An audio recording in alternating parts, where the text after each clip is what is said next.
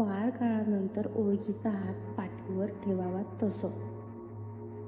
त्या एका क्षणात माझ्या मनात प्रश्न उभा राहिला, हा इथे एकटाच फिरतो आहे, त्याचं कुणी आहे का नाही. दुसऱ्या दिवशी मी त्याच वेळेची लोकल पकडली. पुन्हा बोलू डब्यात आला आणि यावेळेस मी ठरवलं, याच्या मागचा प्रवास मला जाणून घ्यायचा. एका वृद्ध प्रवाशिनीने सांगितलं, ताई, तो इथे मागच्या वर्षी आला.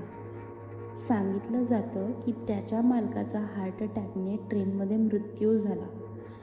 तो माणूस दररोज हीच लोकल पकडायचा.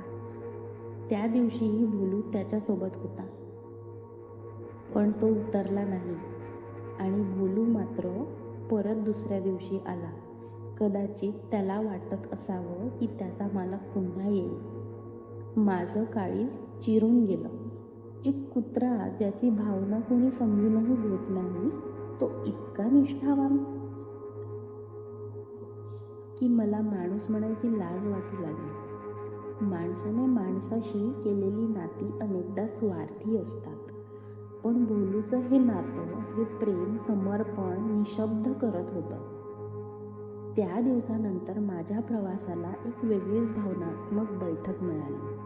मी भोलूला एक छोटा टॉवेल आणि दिला. तो बसायला. दररोज एक पराठा भोलूच्या नावाचा. आणि जेव्हा तो बघायचा, त्याच्या डोळ्यातली ती चमक जणू एकदा हरवलेला आपलेपणा परत मिळाल्यासारखं. कधीतरी मला असं वाटायचं, आपण जरा थांबलं पाहिजे अशा भोलूंसाठी. त्याने दिलेली शिकवण तो न बोलता सांगतो. नात्यांची किंमत, आठवणींचं ओझं आणि न बोलता जगण्याची ताकद. एक दिवस भोलू आला नाही. दुसरा दिवस, तिसरा दिवस. माझ्या छातीत एक हुरहुर भरली. बऱ्याच बायकांनी एकमेकींकडे पाहिलं. तो आला का? कुणाला माहीत आहे का? आठवडाभर त्याचा काही पत्ता लागला नाही.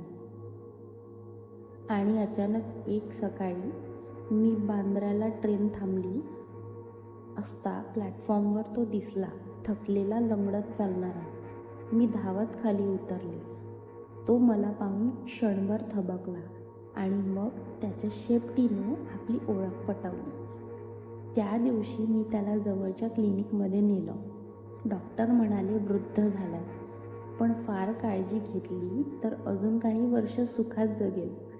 त्या दिवसापासून भोलू माझ्यासोबत राहतो.